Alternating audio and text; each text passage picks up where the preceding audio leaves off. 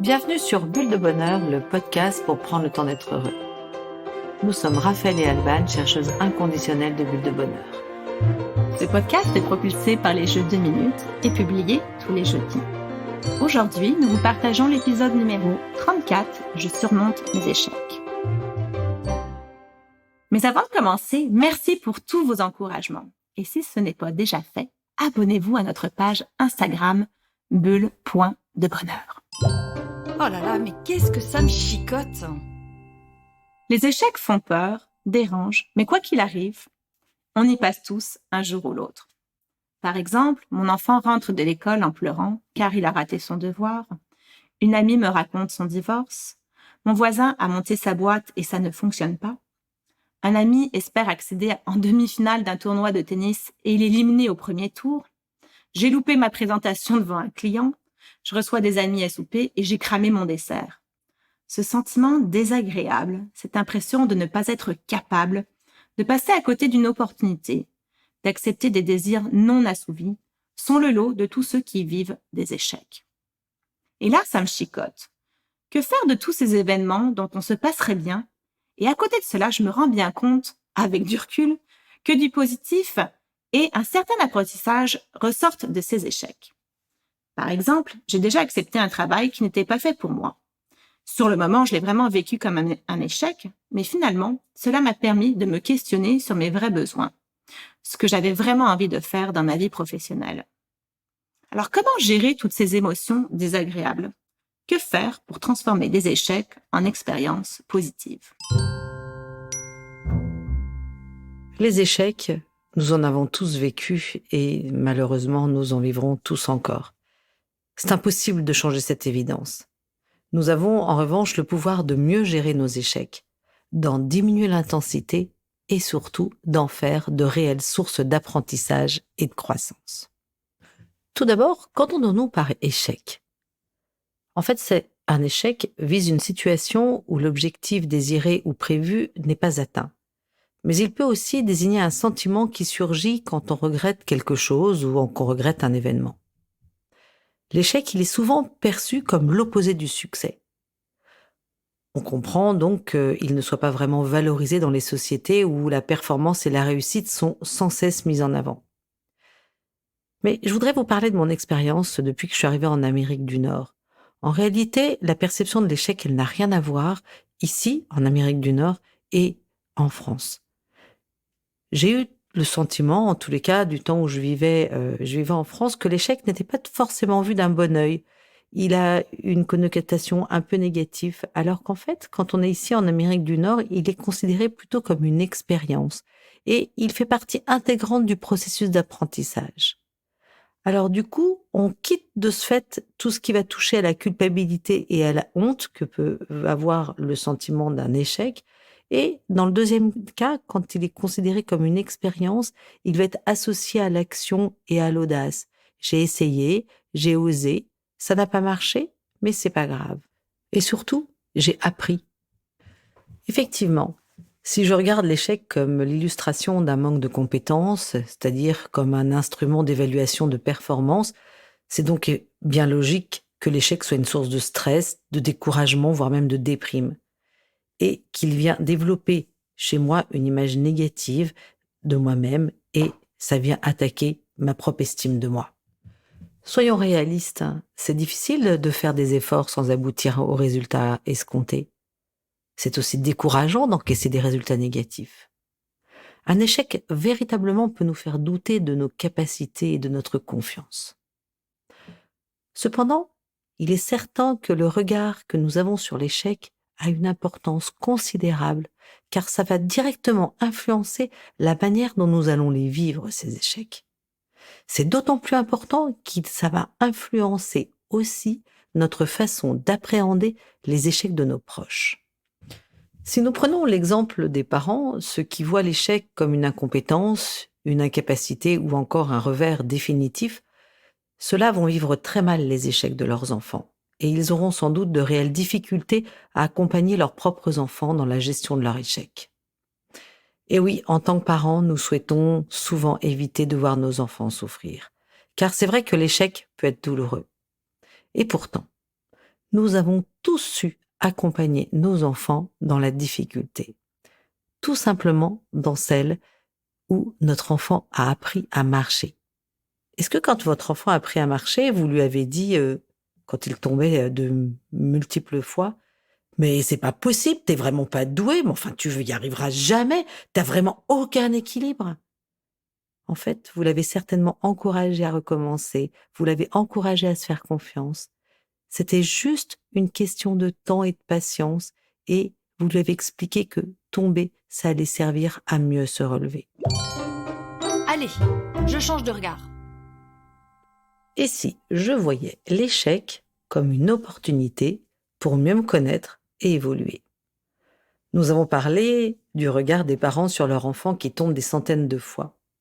En moyenne, semblerait-il que les enfants tombent 2000 fois avant de savoir marcher.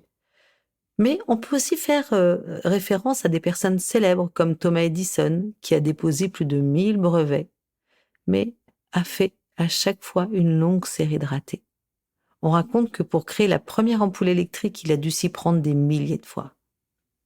On pourrait aussi parler de Charles Darwin, cet élève médiocre qui abandonne successivement ses études de médecine, de théologie, avant de devenir un des plus grands naturalistes de l'histoire.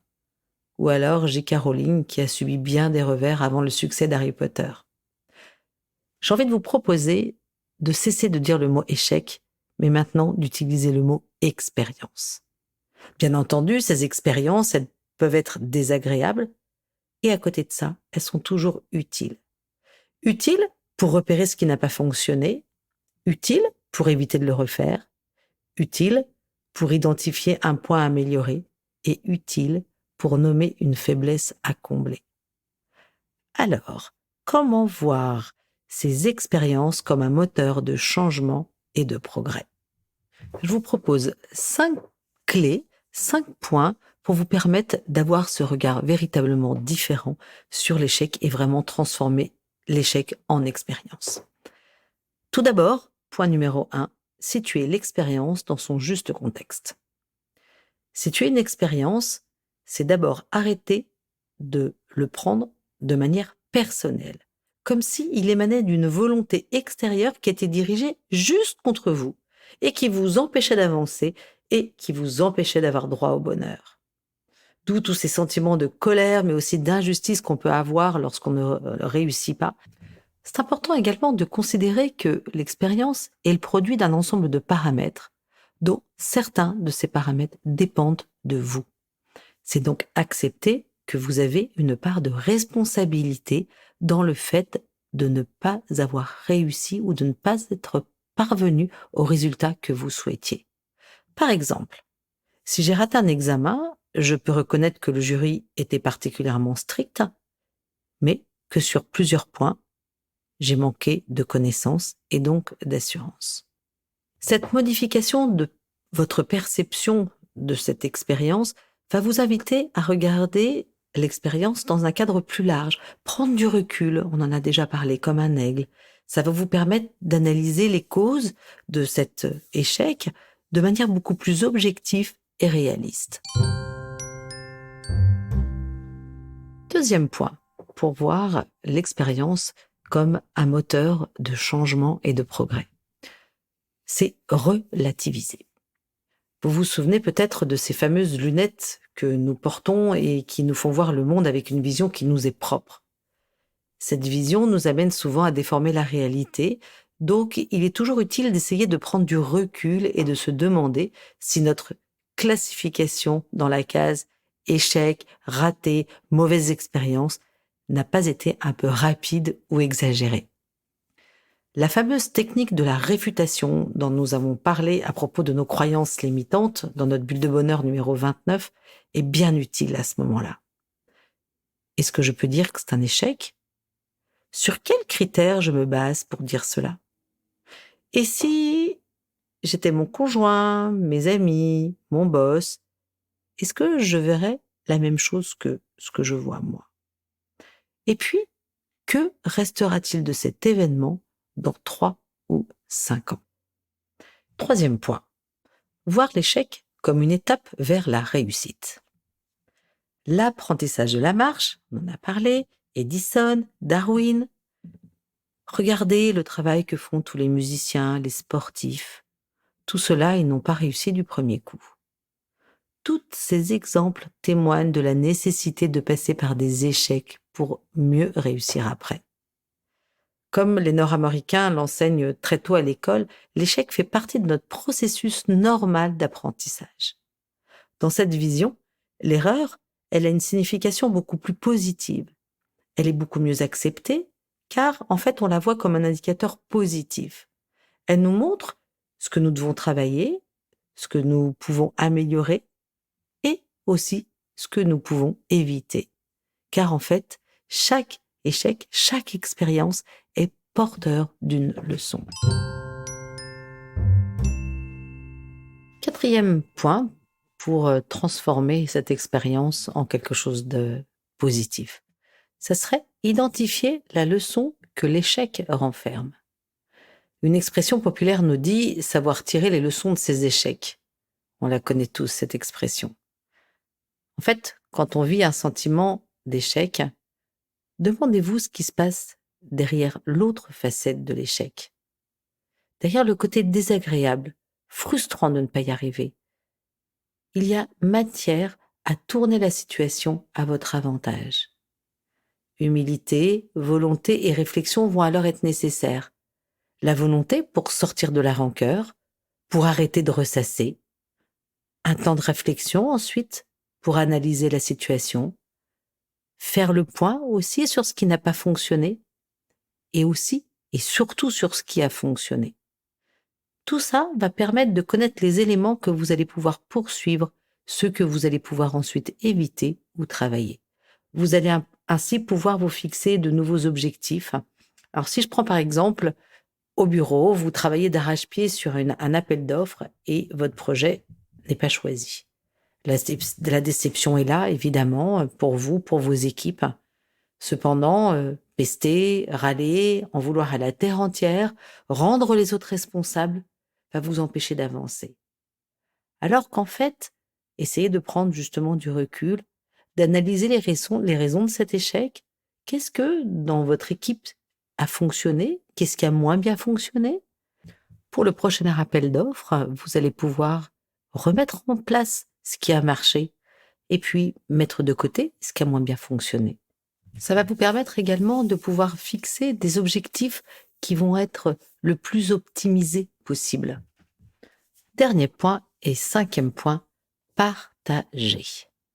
Parlez avec votre entourage, votre conjoint, vos amis ou quelqu'un de votre famille, un collègue, un professionnel. Toutes ces personnes-là vont pouvoir vous aider à traverser ce que vous vivez comme une épreuve.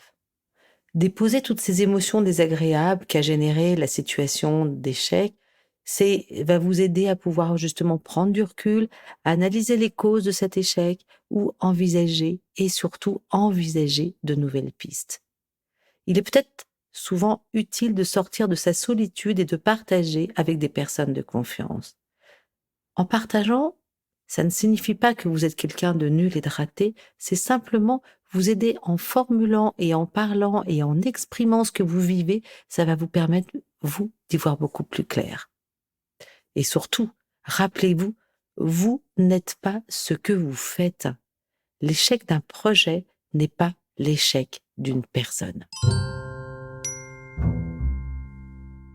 Quels sont les bienfaits d'appeler les échecs expériences?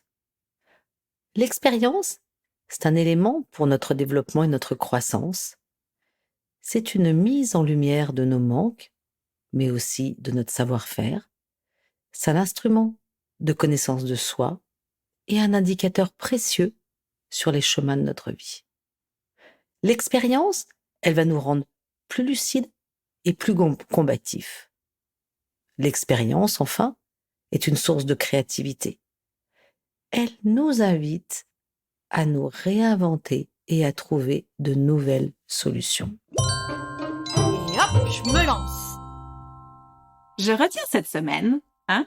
L'échec fait partie du processus normal de l'apprentissage. 2. Changer de regard sur l'échec permet de le voir comme une expérience, un outil de connaissance de soi, d'ouverture et de croissance. Et 3, l'expérience, c'est une fenêtre qui s'ouvre sur de nouvelles opportunités. À vous de jouer, chers auditeurs. Transformez vos échecs en expérience et prenez 2 minutes pour réfléchir aux apprentissages et aux nouvelles opportunités rencontrées à la suite d'une expérience difficile. Avec Bulle de Bonheur, prenez le temps d'être heureux. Merci pour votre écoute. Si vous avez aimé, dites-le nous avec 5 étoiles. Laissez vos commentaires et envoyez des bulles de bonheur à vos amis en partageant ce podcast. Inscrivez-vous à la newsletter en allant sur notre site jeux2minutes.com, GUX, 2 en chiffres, minutes avec un S, pour être notifié des prochains épisodes. Bulle de Bonheur est propulsé par les jeux 2 minutes, 52 cartes pour prendre le temps d'être heureux.